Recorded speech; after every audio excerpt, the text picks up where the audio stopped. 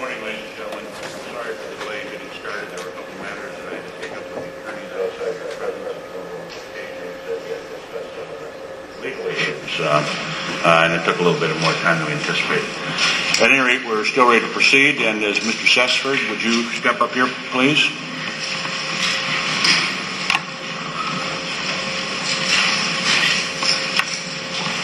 I'll just remind you, you're still on roll, sir? Yes, sir. Thank you.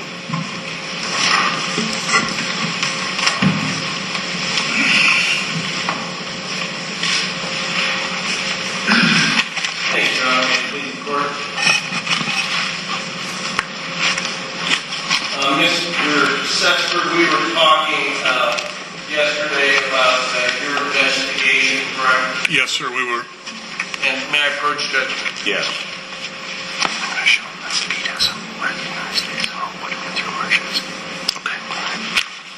I'm handing you what's been marked as Defendant's Exhibit K. Do you recognize those photographs?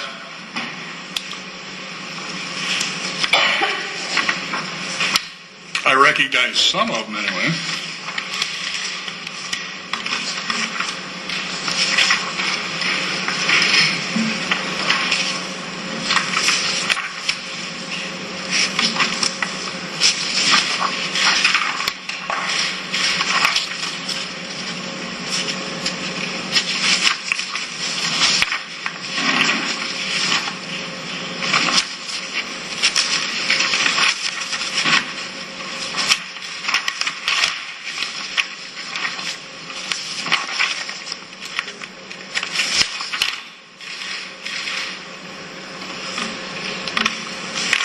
Yes, I do recognize some of those photos.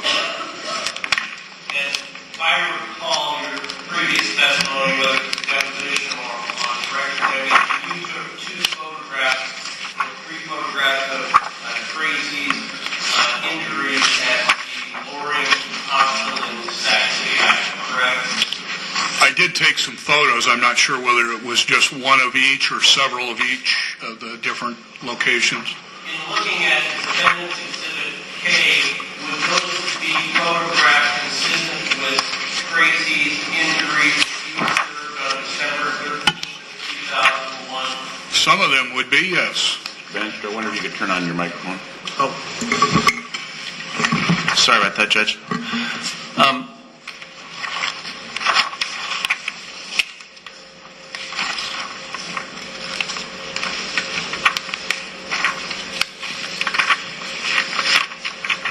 Well, let's start out this way. Can you count and tell me how many photographs there are in Defendant's Exhibit K? How many separate photographs or how many pages? How many pages of photographs, sir?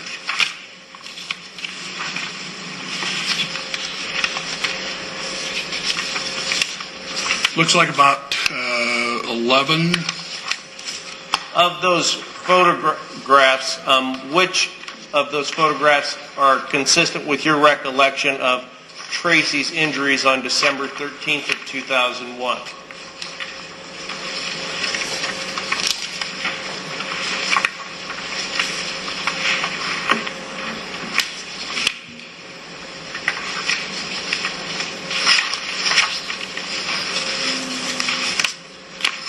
There's 2 pages that have photographs that I've never seen before.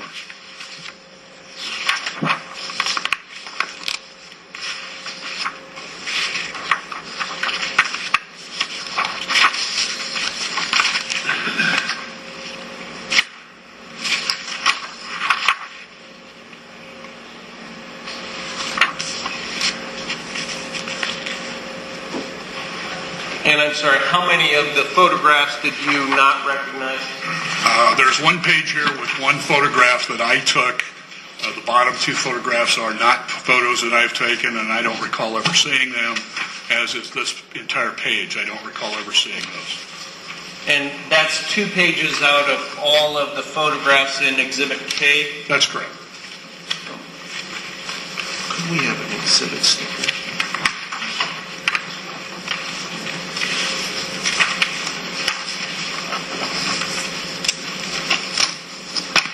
I'm marking this as Defendant's Exhibit K. Will you put your initials on that as well? this pile here? Yes. And Judge, I would offer Exhibit K and differentiate the last 2 pages of photographs. Mr. Sesford is indicating that he does not recognize. Your Honor, I guess the state would object. There's several of these photographs that are just duplication.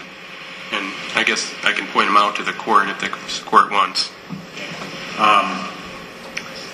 Duplication, these other pictures have already been admitted, is that what you're saying? There's 3 photographs admitted, yes, and also some of these are just different, or not even a different angle. Some are just an enlargement of the one here. So to answer your question, 3 have been offered already in. They're included in here, would be duplication. Is there any reason to re-offer 3 photographs of the same thing? Well, there is, Judge. In my observation, the injuries are clearer in the photographs in Defendant's Exhibit K than they are in the photographs that were previously offered. So it's a clearer identification or visual interpretation for the jury to determine the extent of my client's injuries. The objection is overruled. May I publish them to the jury?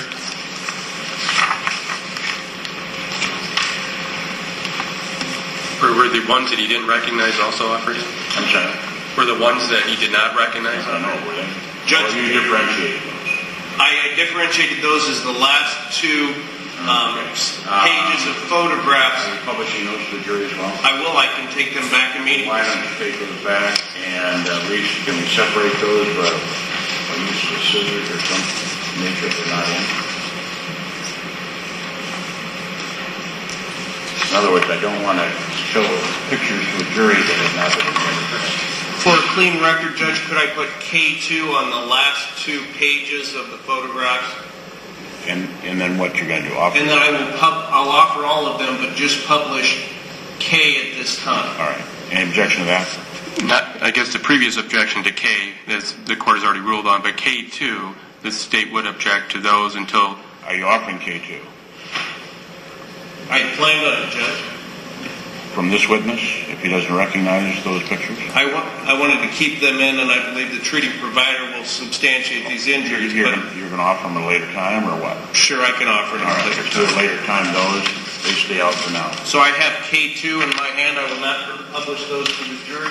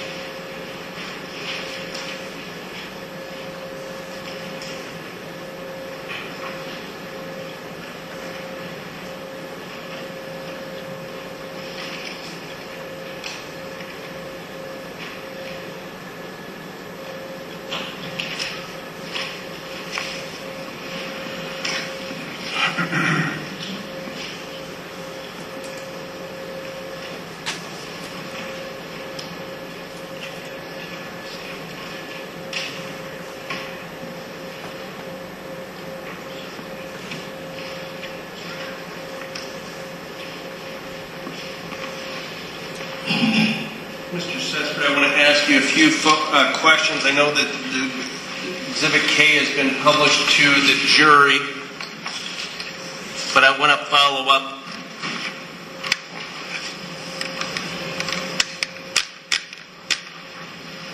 Do you remember this photograph of Tracy on the hospital bed? I do.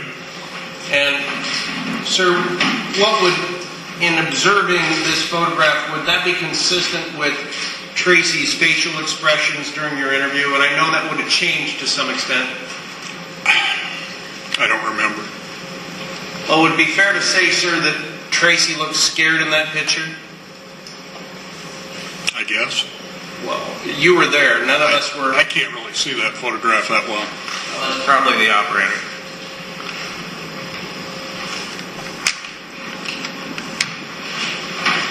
Is that any better? It is.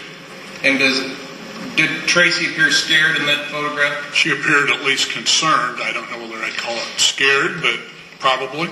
Well, in your observation of Tracy's demeanor while you were interviewing her and when you saw her at the Loring Hospital, did Tracy appear fearful as a result of this assault? I'm going to say I probably thought she was, yes. Okay. And I assume that if you would have believed that Tracy's actions were different than what she told you, you would have put that in a report? That first night, or until we worked on the investigation, we took Tracy's information at face value. And my question is, at that time, Tracy's inflection, her actions, her body language were all consistent with someone who was attacked in their own home on December 13th of 2001? Yes.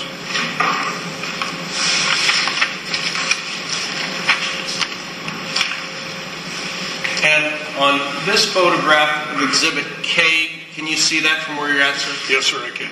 And you notice that Tracy's face, her cheeks are really red? I did. Okay. And would have that been more clear than in the photograph that was previously provided to the court? Yes.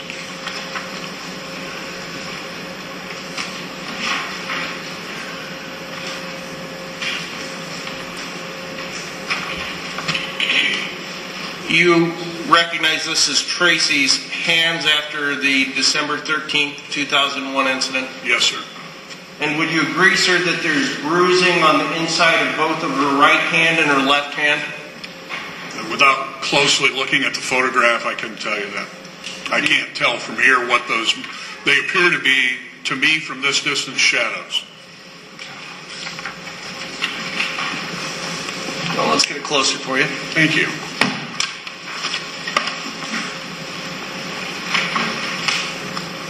Yes, those did appear to be some type of marks. Okay. And in your deposition, you indicated that the bruises on Tracy's hands were consistent with defensive wounds. Yes. You have all of Exhibit K. I'm taking these back.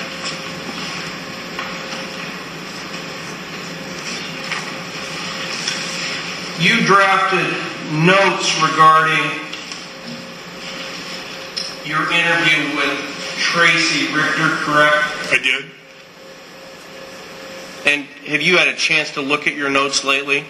Not for a couple days, but yes, I have in preparation for this trial. In your notes, did you indicate that the second intruder had dark brown or black wavy hair? I did. And that he was approximately the same height as Tracy or a little bit taller? I did.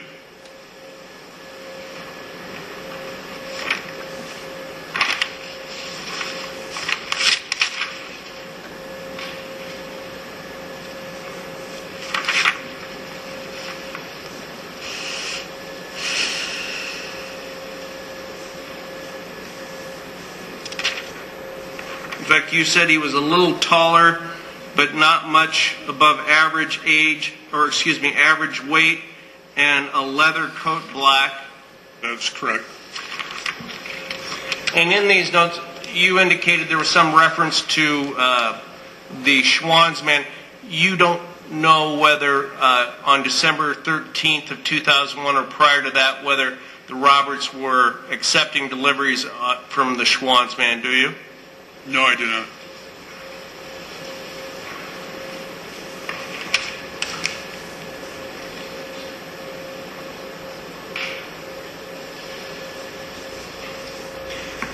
And you would agree in your notes when you identify a black leather coat, that would have been the black coat of the second intruder because Dustin Weedy was wearing a brown leather coat at that time, correct? I don't know. I don't remember what he was wearing. You'd have to ask the crime scene people. I don't remember.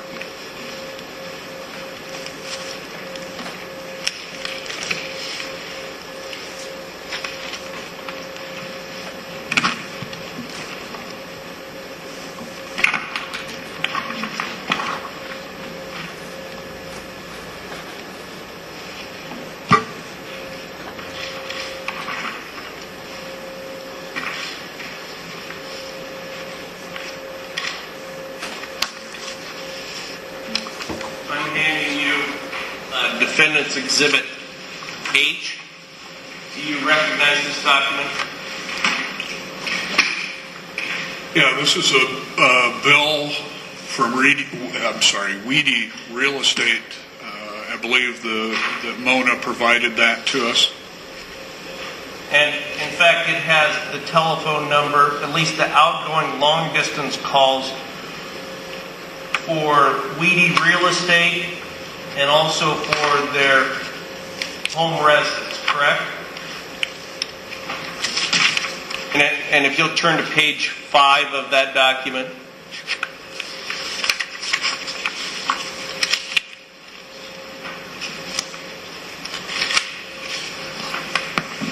Okay.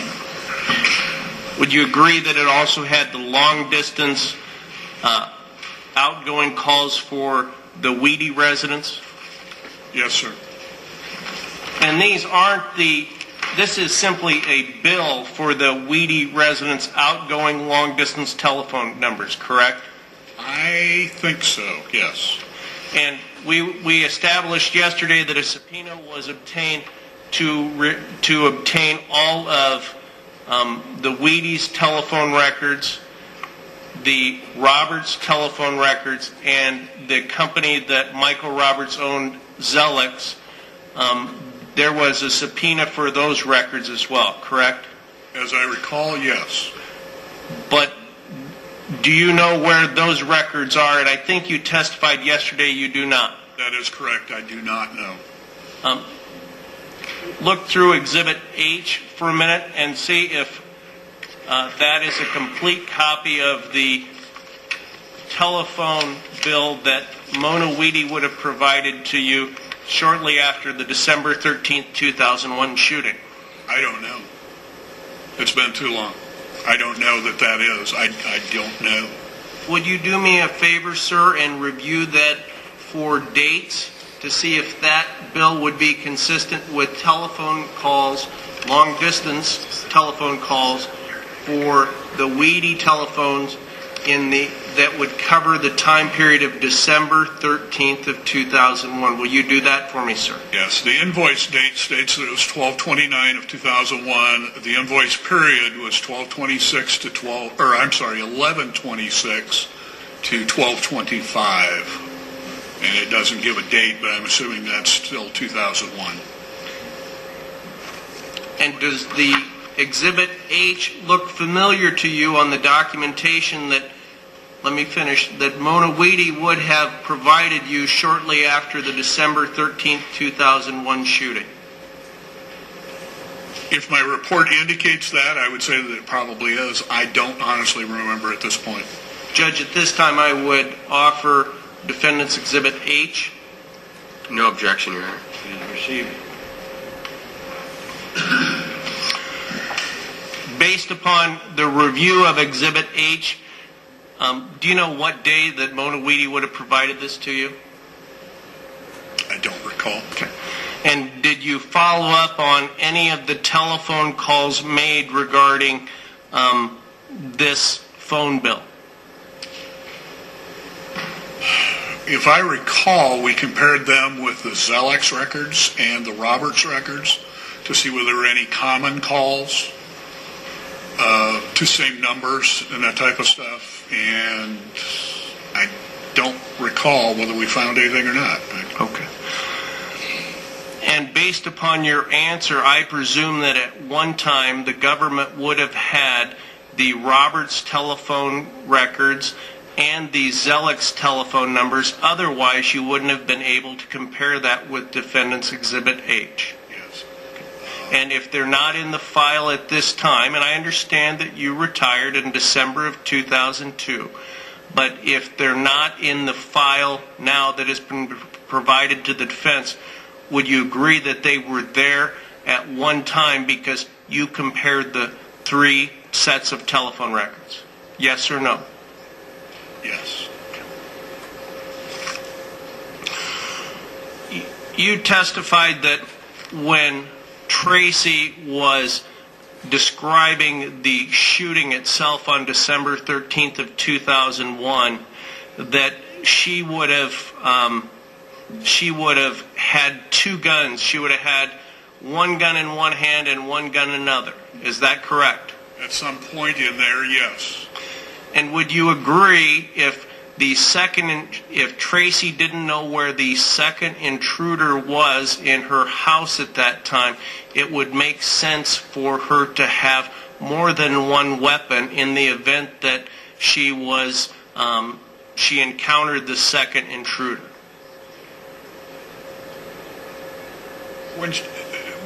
That was one of the things that bothered me about that whole statement, was the fact that she ended up with a gun in each hand. Okay.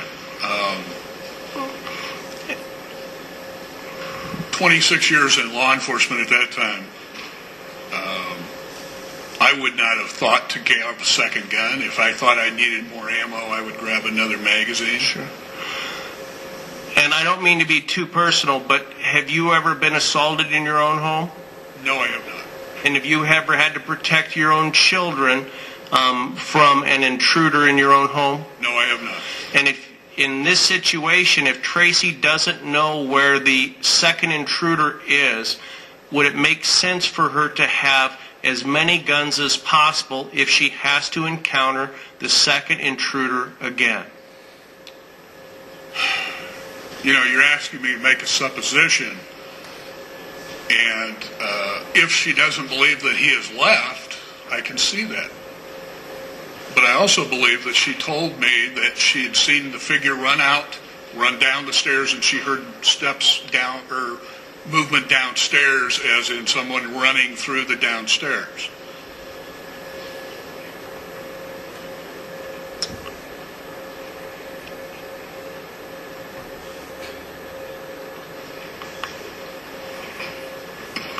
Sir, would you agree with me that there's a difference between you, a gentleman of 60 plus years, who has, 55 plus years, I was just figuring out that you said you had 25 years or 30 years of law enforcement experience, sir, so I'm sorry, I don't mean to make assumptions.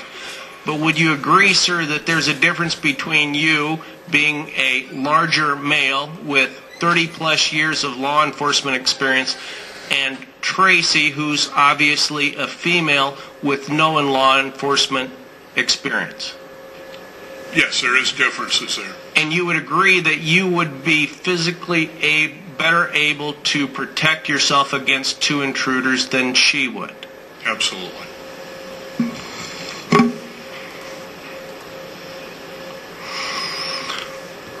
During your investigation prior to your retirement, there were discussions about Michael Roberts being a suspect in this shooting, correct?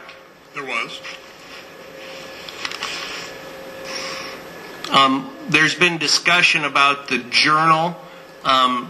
You would agree that in the journal there's a reference to John Pittman, who's Tracy Richter's first husband, and Stephen Comey, who would have been Mr. Pittman's Illinois attorney, correct? Through our investigation, we determined, yes, that it was correct. And would you also agree with me, sir, that Michael Roberts, who is married to Tracy Richter at the time, would also know those two gentlemen? I would assume that he would. And in your investigation, you learned that Michael Roberts had befriended Dustin Weedy prior to his death. That is correct. And they had gone paintballing at different places at abandoned farms. Yes. And that Michael had even taken Dustin to the shooting range to shoot guns. Vaguely remember that, yes.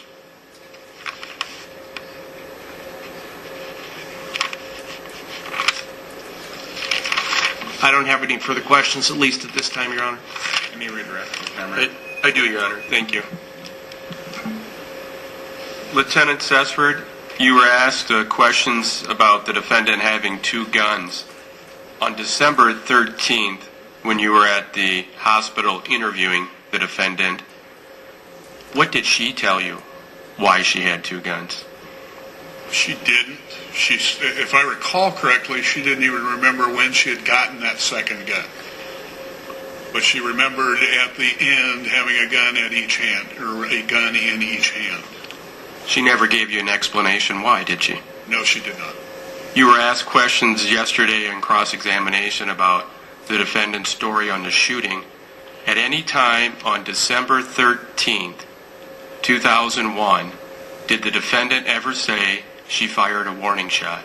No, she did not.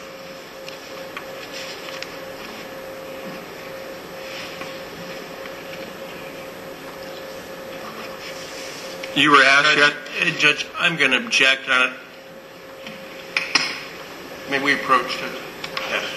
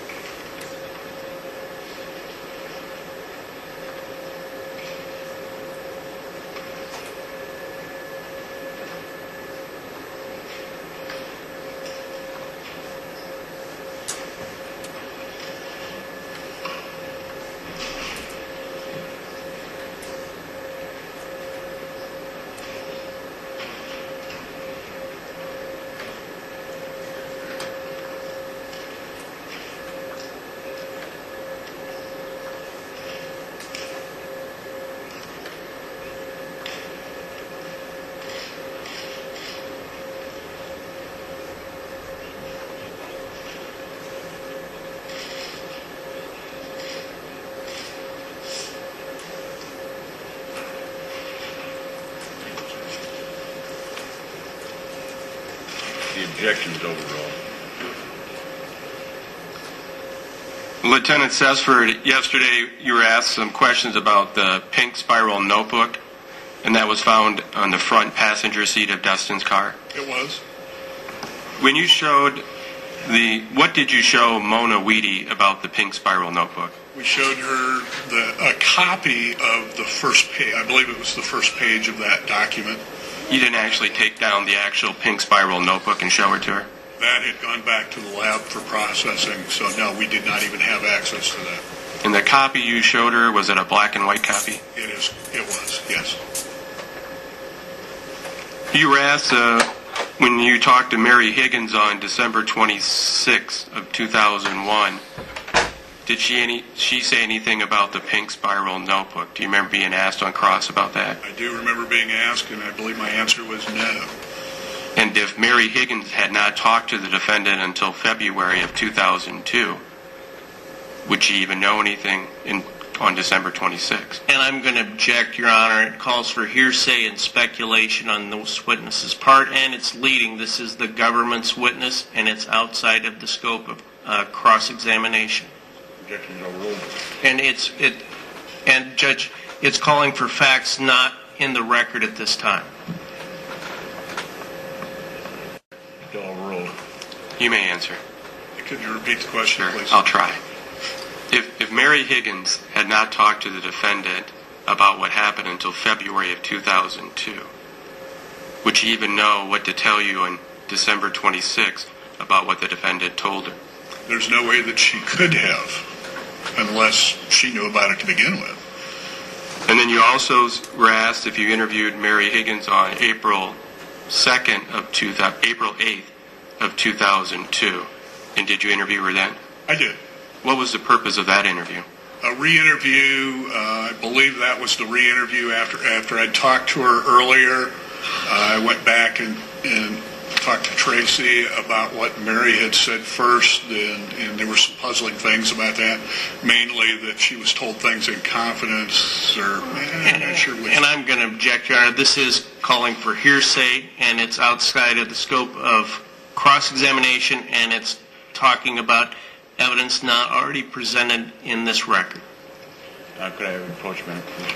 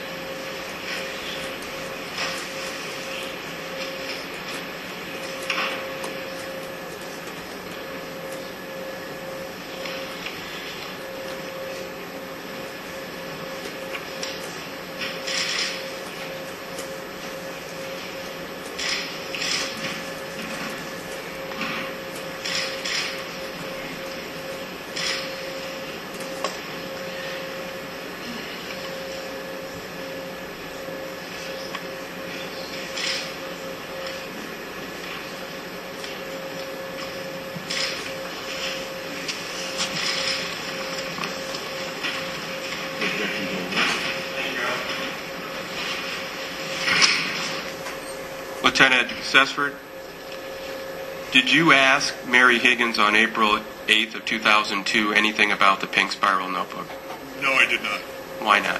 because that was decided on the 14th of December that would be a key piece of evidence that only the person responsible for that piece of evidence would know about it and talk about it. So was law enforcement, when you interviewed witnesses, were you asking them specific questions about the pink spiral notebook? And I am going to object, Your Honor. That is leading, and I'd ask the objection to precede the answer, and the answer be stricken.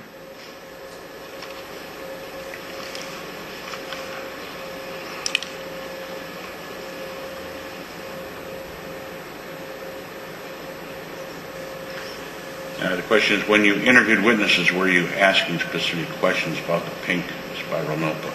The objection to hearsay is overruled. You may answer. No, I did not. You were asked questions that you did at some time follow through with an investigation of Michael Roberts. We're working on that at the beginning until we were able to establish that he was not in the state of Iowa even at the time of the incident. That was based on interviews. And that's fine. I don't want to get into other stuff. But you did follow up on that. Yes, we did.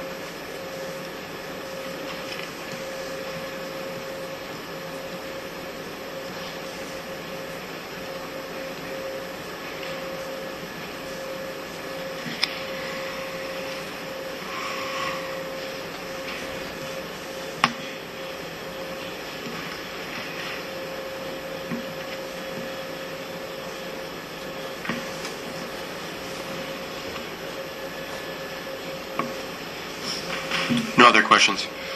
Chief Ross. Just briefly, Judge.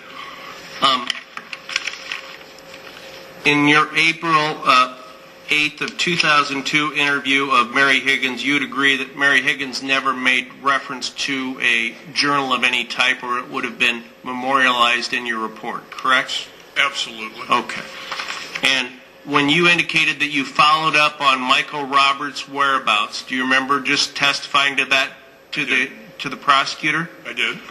And I assume one piece of evidence that you looked to confirm Michael Roberts' alibi would have been the telephone records that you previously testified to, correct? Those would have been the cell phone records.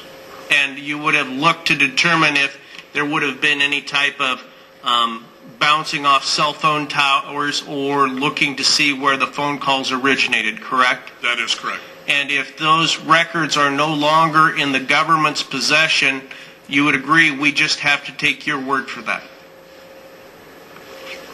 I don't know. I mean, we did look at those records. And I don't mean any disrespect to you, sir, but if there are no telephone records for Michael Roberts, and you've already indicated that you had them at one time, correct? Yes. That the defendant is unable to verify your determination regarding that matter. Yes, sir. Thank you, sir. No further questions. No other questions, Your Honor. Thank you, Mr. Setzer. Mr. Brown. Thank you.